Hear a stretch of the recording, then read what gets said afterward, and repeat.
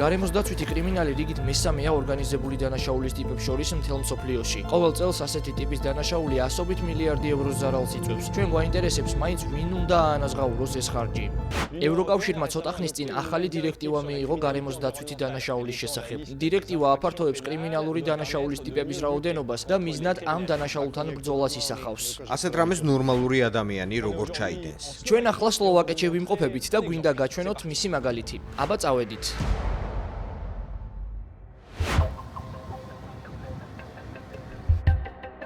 ეს გარემოს დაცვითი დანაშაულის ჩადენის ადგილია. ბრატისლავიდან 1 საათის სავალზე მდებარე ამ ნაგავსაყრელმა, რომელსაც საკმაოდ დამაინტრიგებელი სახელი ჰქვია, ქვეყანაში დიდი აჟიოტაჟი გამოიწვია.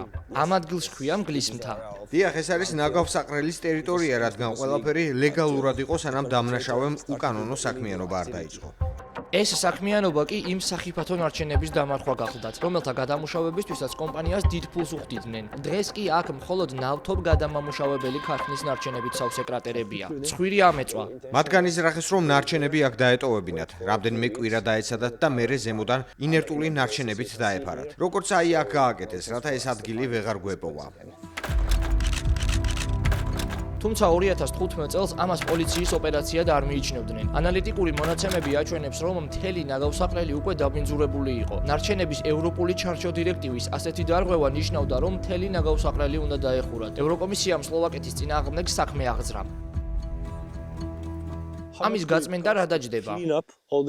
ათობით მილიონ ევროზეა საუბარი. ყველა უკანონო სახიფათო ნარჩენი უნდა გავიტანოთ და მთელი ნაგავსაყრელი უნდა დაიხუროს.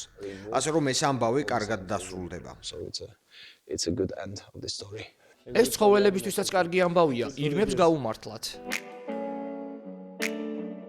ეს საქმე არ მოგვარდებოდა სამოქალაქო საზოგადოების ჩართულობის გარეშე. მეზობელ ქალაქს აწუხებდა ბუნებაში სახიფათო ნივთიერებების გაჟონვა. რასტისლავ სტრეჩანსკიმ გარისკა და პოლიციას მტკიცებულებები მიაწოდა. ეს მაგალითად იმ კომპანიის ავტომობილია, რომელიც სახიფათო ნარჩენებს ამუშავებს. კონტეინერებიდან მუნიციპალურ ნარჩენებს ზემოდან დააყარეს თავისი ნარჩენები. ამას რატომ აკეთებთ? რა მიზანი აქვს? ნაგავსაყრელი უნდა დახურონ, ეს მხოლოდ დროის საკითხია. წარმატებას მივაღწიეთ.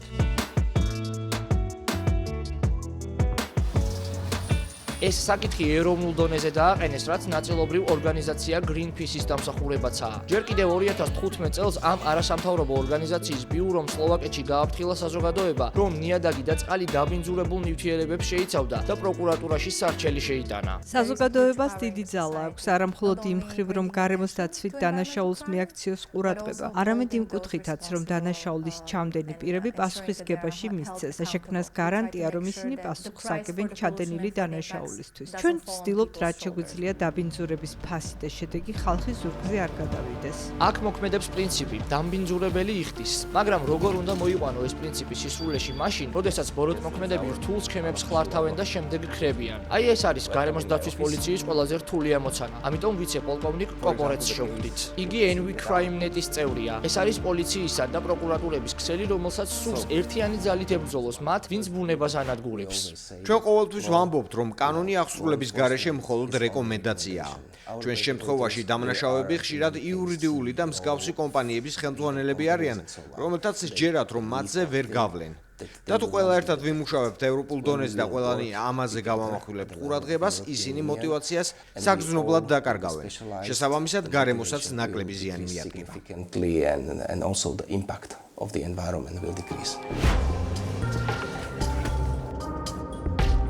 სწორედ ეს არის ახალი გარემოს დაცვითი დანაშაულის დირექტივის ერთ-ერთი მიზანიც. ეს დირექტივა დანაშაულის ტიპების რაოდენობასაც აფართოვებს 9-დან 20-მდე. მათ შორის იქნება ხეთყით უკანონო ვაჭრობაც. რუმინეთისკენ მივემგზავრებით, ქვეყანაში, რომელზეც ევროპის კონტინენტის ხელუხლებელი ტყეების 2/3 მოდის. ამ ტყეების დაცვა აქ ეროვნული უსაფრთხოების რანგშია აყვანილი. მილიონობით კუბური ხეთყი ყოველ წელს უკანონოდ ქრება. დახმარებისთვის ხშირად ტექნოლოგიასაც მიმართავენ. ხელოვნური ინტელექტის სისტემები თანამგზავრულ გამოსახულებებთან ერთად საშუალებას გვაძლევს, რომ ხელუხლებელი ტყეების შემცირებას დავაკვირდეთ.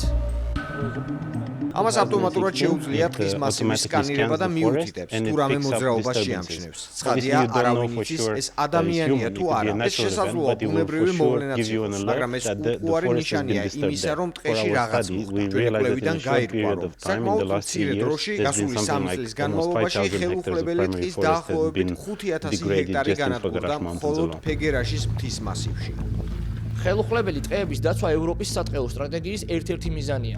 გაბრიელ პეუნი ის აქტივისტია, რომელიც სატყეო ინდუსტრიაში დარღვევებს ეძებს. ტყის ჭრა ეგრეთ წოდებულ ნატურა 2000-ის ფართობში ხდება. კანონი ითხოვს, რომ ამ კაფვის გავლენა შეისწავლონ, მაგრამ გაბრიელი ამბობს, რომ ეს კვლევა არ ჩატარდა როგორც წესია.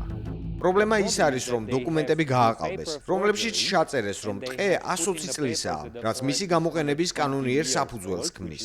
ეს კი მხოლოდ იმიტომ გააკეთეს, რომ გზის გაყვანა და ამისთვის ტყის გაკაფვა გაემართლებინათ. პრობლემა ის არის, რომ კვლევებს ის ხალხი ატარებს, რომელიც ტყის ჭრას და გაყიდვას ხელმძღვანელობს.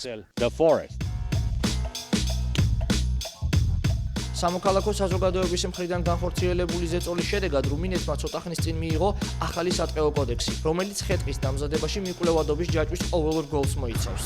ესთან დაკავშირებული ყოველი მოქმედება მონაცემთა ეროვნულ ბაზაში უნდა აღინუსხოს. ოფიციალური აპლიკაცია ყველას აძლევს საშუალებას, რომ გადაამოწმოს ხე-ტყის გადაზიდვის კანონიერება. აქ სხვადასხვა თარიღია. ერთი მონაცემი 3 დღის წინ 5 საათსა და 13 წუთზეა შეტანილი. აქ ფოტოებიც კიდევს. თუ კი შევადარებ ამ ფოტოებს ჩემს გადაღებულ ფოტოებთან, ორივე ერთი და იგივეა. ეს მართლა მუშაობს.